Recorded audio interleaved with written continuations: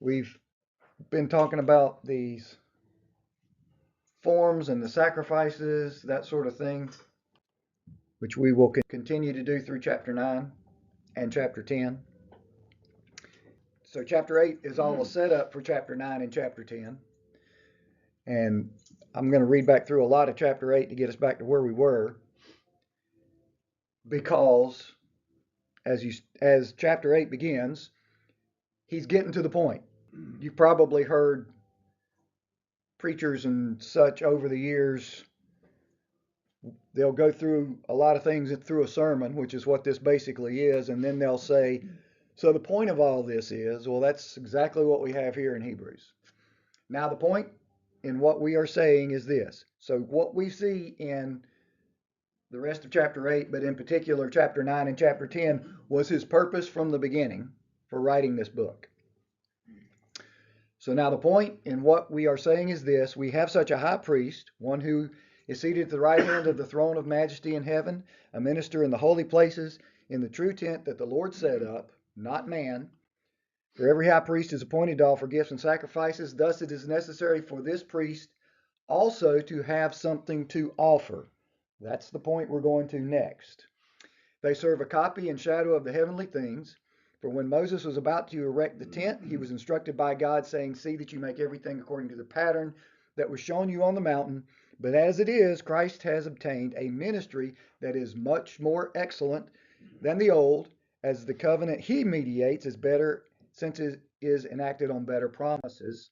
For if that first covenant, the law is the first covenant that he's talking about here, had been faultless, there would have been no occasion to look for a second that was prophesied in Psalm 110. For he finds fault with them when he says, behold, the days are coming, declares the Lord, when I will establish a new covenant with the house of Israel and with the house of Judah, not like the covenant that I made with their fathers on the day that I took them by the hand to bring them out of the land of Egypt. For they did not continue in my covenant, and so I showed no concern for them, declares the Lord. For this is the covenant that I will make with the house of Israel after those days, declares the Lord. I will put my laws into their minds and write them on their hearts, and I will be their God, and they shall be my people. And they shall not teach each one his neighbor and each one his brother, saying, know the Lord, for they shall all know me, from the least of them to the greatest, for I will be merciful toward their iniquities and will remember their sins no more. All of that from Jeremiah 31. The last verse of that chapter, chapter 8. In speaking of a new covenant, he makes the first one obsolete. And one is in italics. He makes the first covenant obsolete. And what is becoming obsolete and growing old is ready to vanish away. And I called your attention to the fact that this is phrased in a way that he's not saying it is obsolete, it has grown old, but that it is becoming obsolete. It is growing old. It is a process, but it hasn't been thrown in the garbage can. It's a process. So we're going to be moving to chapter 9. Chapter 9 gets kind of into the meat of this. And it starts off by saying, certainly it, the previous covenant, it then had rules of service, also an earthly sanctuary. The point that he says he's ready to make at the beginning of the chapter 8, to understand his point, you have to understand what came before, the covenant that came before, and in particular, the fact that it had rules of service. And everything in chapter 9 and chapter 10 only will make sense to you if you know the rules of service. What exactly did you have to do to make atonement under the first covenant? Now, so these are the 2 points we've covered so far that basically wrap around what we're getting ready to discuss. Where did sacrifices come from in the first place? And what was this true tent, which is the vessel, the container for what we're about to talk about, which is the atonement sacrifice. Now, when we think of the atoning sacrifice, the first thing that comes to our mind is one particular sacrifice. what we're going to be covering in chapter 9 and chapter 10 is how that atoning sacrifice fits the setup that has been given in the first covenant. So now let's figure out the first covenant. In chapter 7, as we approached where we're at, he has no need, like those high priests, the high priest of the first covenant, to offer sacrifices daily, first for his own sins, and then for those of the people. Keep that process in mind. That's what we're going to be looking at. Since he did this once for all when he offered up himself. So he was the high priest, and he was the sacrifice. For the law appoints men in their weakness as high priests, but the word of the oath, which came later than the law, and that's where he's talking about Psalm 110, appoints a son who has been made perfect forever. So the son was made perfect forever, which means that before that he wasn't perfect, which doesn't ring right in our ears, because here we have Jesus, who we consider God, and having been eternally in existence as God, being made perfect. And how can you do that? How can you take something that we think of as perfect and make it more perfect? Well, that's because perfect is not what this word means. It's the way it gets translated almost all of the time. Almost all of the time. It's a word group, and that's what causes this problem, because we don't think of perfect properly. So we've covered the theme, and last week I added this to the list, and I'd saved it for this point, even though it had come up several times, because I knew it was offensive to our sensibilities to say that Jesus was unperfected and then was perfected. Again, that's not because he was perfected the way we think of perfection. It's because of the word. And so if there is a group of words all coming from the same root, same idea, and that's this telei word group. So here's a couple things that I haven't told you about this that you should know. When they translated the Hebrew Old Testament into Greek, and they were talking about what takes place when God lays out the law for the priests, it uses this word about what happens to the priests. The priests, through the process they go through for purification and assuming that office, become perfected. It uses this exact same word in Greek. So it's used for that purpose. Now, were the high priest and the priests that worked in the temple perfect?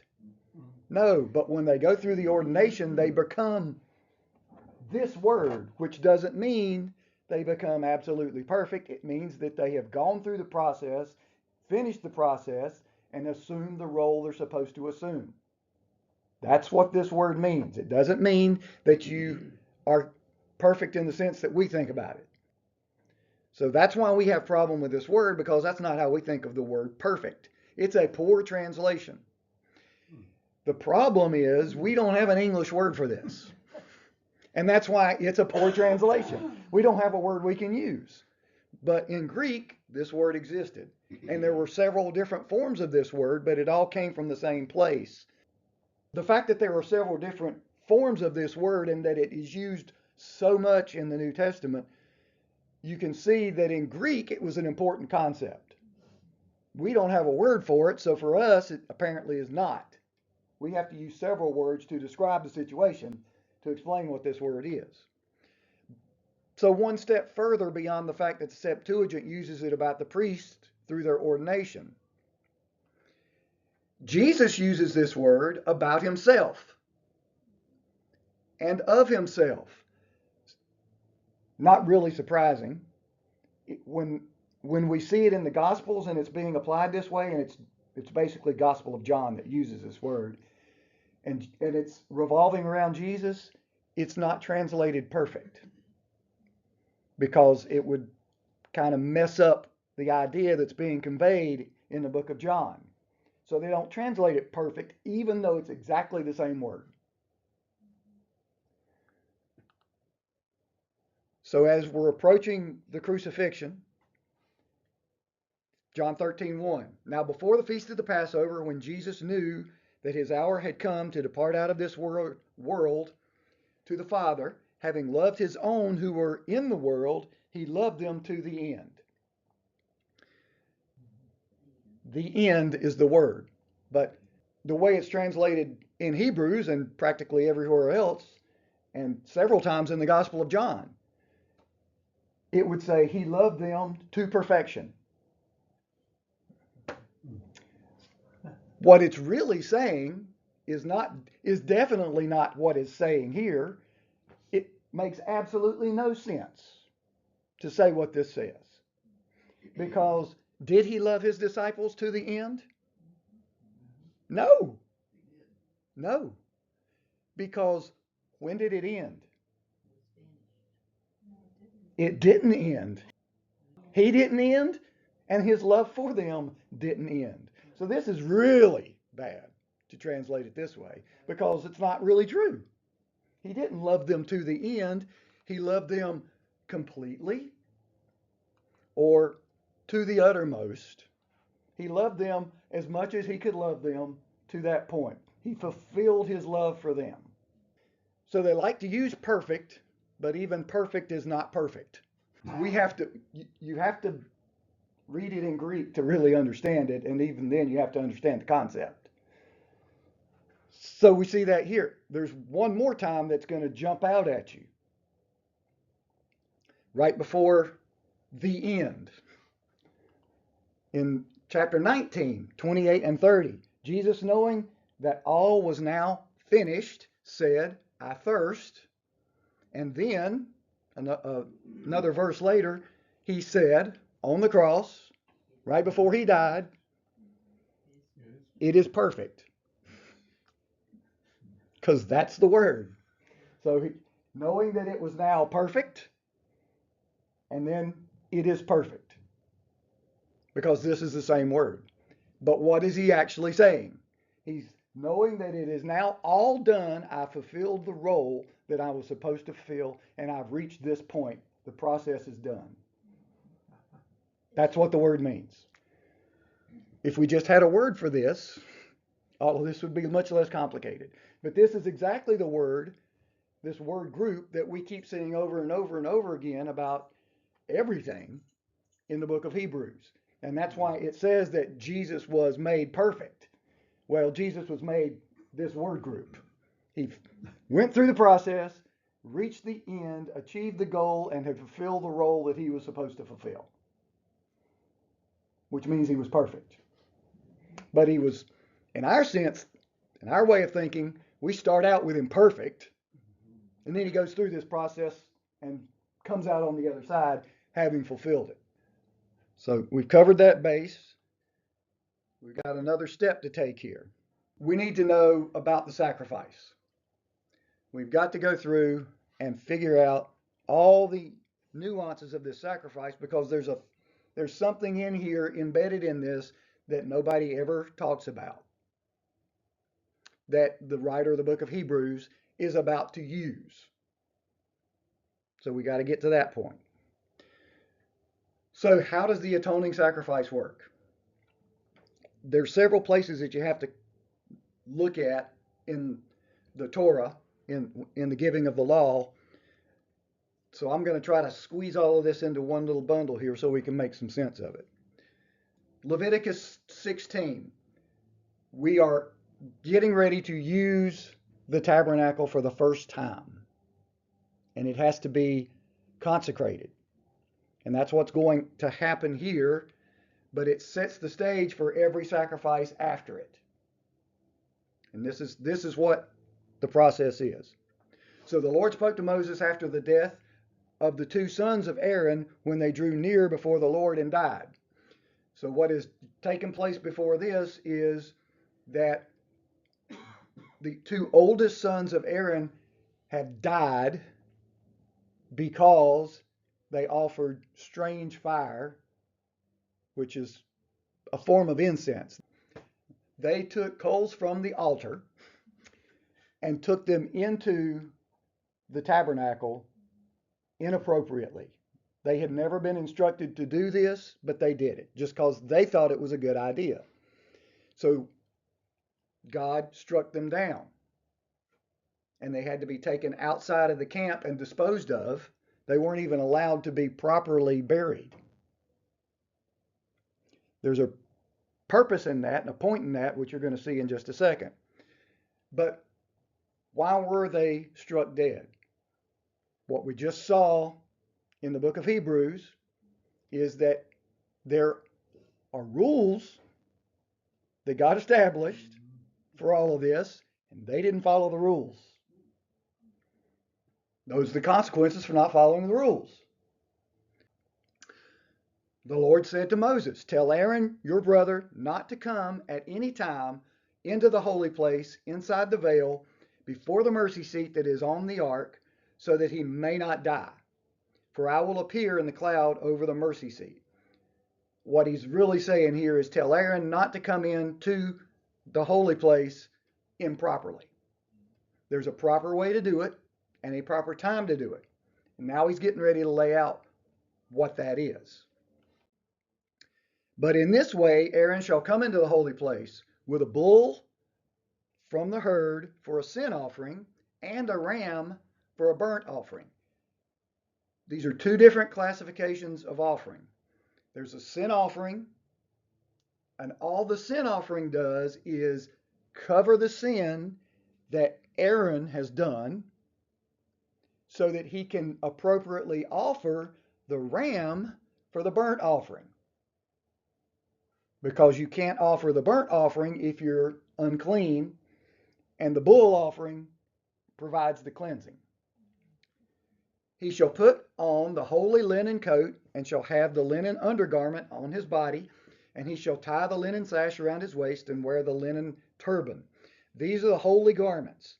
He shall bathe his body in water, and then put them on. He shall take from the congregation of the people of Israel 2 male goats for a sin offering." So again, this follows the same pattern as the bull. These 3 animals all do the same thing. They're not about the sacrifice. They are a sacrifice to cleanse the sacrificer for the sacrifice. "Aaron shall offer the bull as a sin offering for himself, and shall make atonement for himself and for his house. Then he shall take the 2 goats and set them before the Lord at the entrance of the tent of meeting." So he offers the bull first. And there's a process he has to go through to do that, which it's covering after this. But he offers the bull, and then he takes the 2 goats and sets them before the Lord at the entrance of the tent of the meeting. "And Aaron shall cast lots over the 2 goats," so he flips a coin, "one lot for the Lord and the other lot for Azazel." Now, we could spend a lot of time on Azazel, and I don't want to do that because we don't know what Azazel is. It only occurs in this chapter. And so scholars have taken the word and broken it down and tried to figure out if the word is a construction that was used for this goat, which basically translates into scapegoat, what we call scapegoat, which is this is where we get that term from, or what it came to mean later or was already in meaning before, we don't know, a particular demon that lived in this wilderness that they were going to give this goat to. Not as a sacrifice, just because this goat wasn't fit to have. So they're going to give it to the demon. And then there are other explanations besides those 2. But we don't know for sure what this means. But the basic idea here is very clear. One of these goats is for God. One of these goats is for getting rid of what we're trying to get rid of. Okay? So we got these 2 goats. "And Aaron shall present the goat on which the lot fell for the Lord, and use it as a sin offering." So here's another sin offering besides the bull. This sin offering will provide coverage for the sins of the people.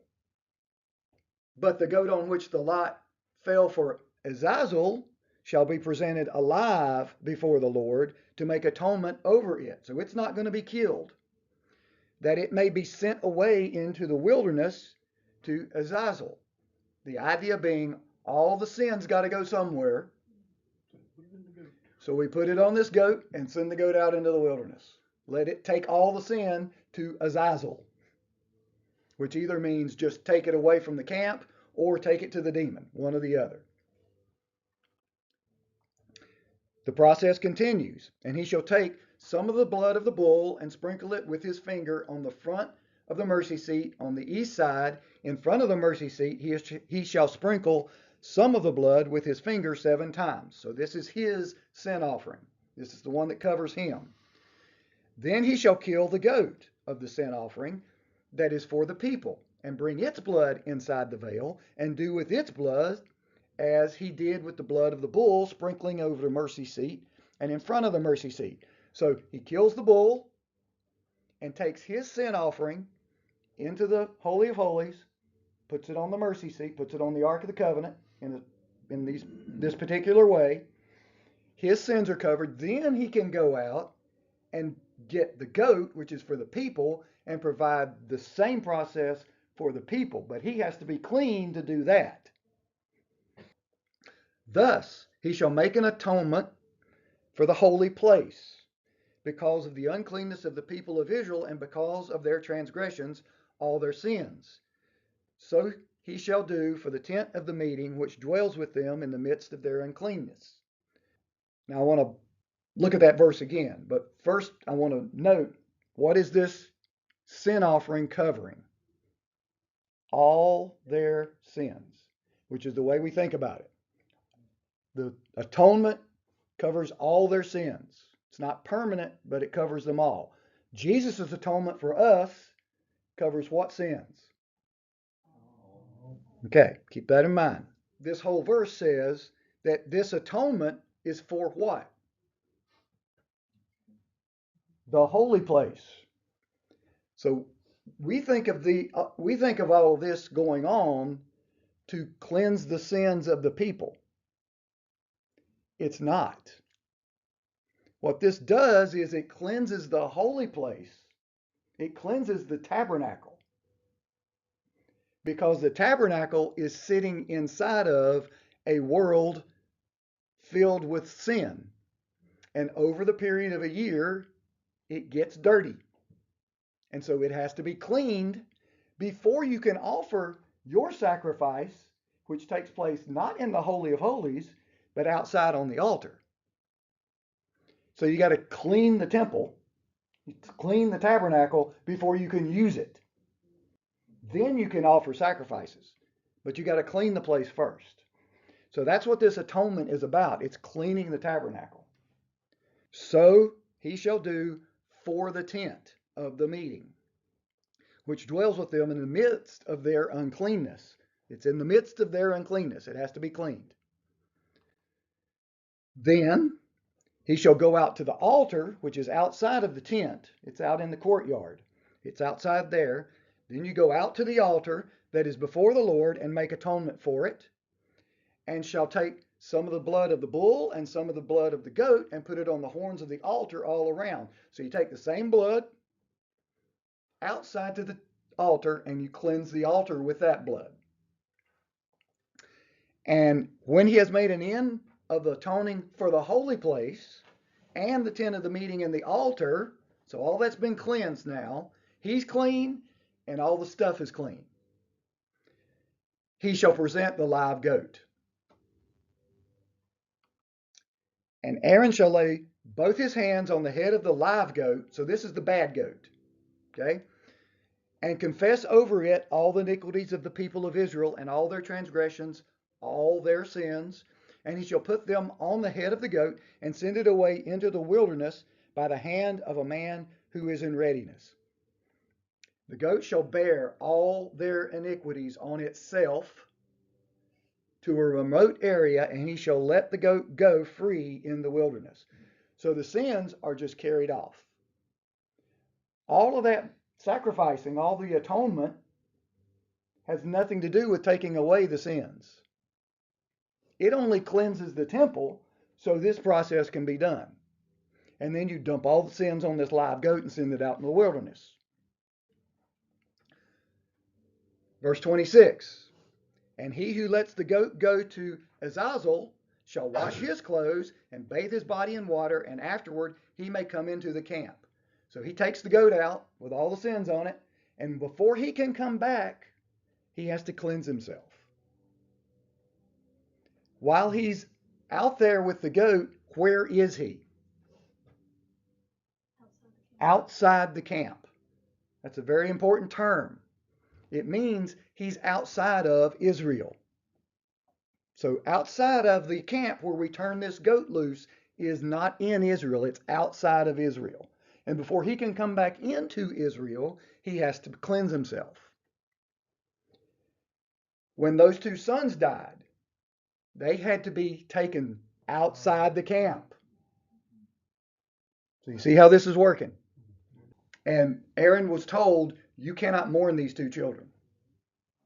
Because the process normally would be tear your clothes, sit in sackcloth and ashes, all the mourning stuff. And Aaron was told, you can't do that. God said, you can't mourn them. Take them out there, outside the camp. They're no longer part of this group.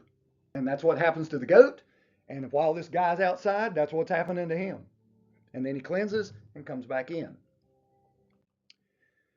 Okay, in between that little section, Aaron shall come into the tent of the meeting and shall take off the linen garments that he put on when he went into the holy place, and shall leave them there. And he shall bathe his body in water in a holy place, and put on his garments, and come out and offer his burnt offering and the burnt offering of the people, and make atonement for himself and for the people. And the fat of the sin offering he shall burn on the altar. So the parts of the goat and bull that are left, so all we needed was the blood to begin with. What's left is then burned on the altar that's outside. That's the actual offering that takes place. So the blood cleanses, then the sacrifice is made. And the bull for the sin offering and the goat for the sin offering, whose blood was brought in to make atonement in the holy place, shall be carried outside the camp. Their skin and their flesh and their dung shall be burned up with fire. He who burns them shall wash his clothes and bathe his body in water, and afterward he may come into the camp. Here we have it again. The parts of the bull and the goat that we're offering that aren't any good. So the skin, the bones, all that stuff that's not, that you, in essence, to put it the way we wouldn't normally think about it, the parts you don't eat. You can't just leave them. You got to take them outside of the camp and burn them up. And the person that does that is unclean, has to cleanse himself before he comes back. And it shall be a statute to you forever that in the 7th month, on the 10th day of the month, the day of atonement, you shall afflict yourselves and shall do no work, neither the native or the stranger who sojourns among you. For on this day shall atonement be made for you to cleanse you. You shall be clean before the Lord from all your sins. So he cleansed the temple, cleansed the priest, then you can cleanse the people. And that's what all of this does. But the blood sacrifice is not for the sin offering. It's the burnt offering that does the cleansing. The atonement offering with the blood is just to prepare everything. Okay? So what sins have we cleansed? All sins. But there's a catch. Nobody ever talks about the catch. But the writer of the book of Hebrews is about to talk about the catch, so we have to know the catch. We get that from the book of Numbers. And because it's used the way it's used in the book of Hebrews, we know that by the time we're at in Second Temple Judaism, this is the way this was all thought about. So probably goes back all the way to the beginning, but we know for sure that it was thought about this way at this time. In Numbers 15, the Lord spoke to Moses, saying, "Speak to the people of Israel and say to them, when you come into the land that you are to inhabit, which I am giving you, and you offer to the Lord from the herd and from the flock a food offering or a burnt offering or a sacrifice to fulfill a vow or as a freewill offering or at your appointed feasts, to make a pleasing aroma to the Lord. Remember that phrase. For the assembly, there shall be one statute for you and for the stranger who sojourns with you. So it all works the same for everybody. That's what this says. A statute forever throughout your generations. You and the sojourner shall be alike before the Lord. But if you sin unintentionally and do not observe all these commandments that the Lord has spoken to Moses, all that the Lord has commanded you by Moses from the day that the Lord gave commandment and onward throughout your generations, then if it was done unintentionally without the knowledge of the congregation, all the congregation shall offer one bull from the herd for a burnt offering, a pleasing aroma to the Lord, with its grain offering and its drink offering according to the rule, and one male goat for a sin offering, and the priest shall make an atonement for all the congregation, for all the people of Israel, and they shall be forgiven, because it was a mistake. And they have brought their offering, a food offering, to the Lord, and their sin offering before the Lord for their mistake. And all the congregation of people of Israel shall be forgiven, and the stranger who sojourns among them, the whole population was involved in the mistake. So God's given us all these instructions, brought us into the land, and we know what these rules are, and we know we're supposed to follow them. But if for some reason, unintentionally, we break the rules, then here's what you do to fix it. If one person sins unintentionally, it works the same way. So it's for the people or for a single person. If one person sins unintentionally, he shall offer a female goat, a year old, for a sin offering, and the priest shall make an atonement before the Lord for the person who makes a mistake when he sins unintentionally, to make atonement for him, and he shall be forgiven. But the person who does anything with a high hand, whether he is a native or a sojourner, reviles the Lord, and that person shall be cut off, where? From among his people, because he has despised the word of the Lord and has broken his commandment. That person shall be utterly cut off. His iniquity shall be on him. So what do we see happening here for this person? Where do they end up being? Outside the camp. They are expelled, and they are no longer what? A part of Israel. So when you get to the day, here's the catch. The sins that are covered by the atoning sacrifice aren't really all the sins. They're only the unintentional sins. Because someone who commits an intentional sin, or if there is any intentional sin, those sins aren't covered. It's a technicality, but if the atoning sacrifice is for all sins, why are these sins not part of all sins? Because this person, or whatever the case happens to be here, is where at that point? Outside the camp. He's no longer a part of Israel. So all the sins of Israel are covered by the atoning sacrifice, but those sins aren't, because they're outside the camp. They weren't part of the sacrifice. So there is this technicality. So the atonement is only for sins that are unintentional. If you commit an intentional sin, if you deliberately say, I know God said I shouldn't do this, but I'm going to do it anyway, that's not covered. And you are expelled from the camp. And that's what we're going to see mentioned in chapter 9. That's why you needed to know all of this. And you needed to know that it worked this way. It makes sense in what he says, because an intentional sin is one where you have despised the word of the Lord and reviled the Lord. You have basically abandoned God, and so God abandons you. And your sins aren't covered because of that circumstance. You are put out of the camp, and when the atonement comes, your sins are outside, and they don't get covered. We'll pick it up there going forward and see where this all lands in these next two chapters. But these two chapters form the core of why he wanted to create this book and send it to these people.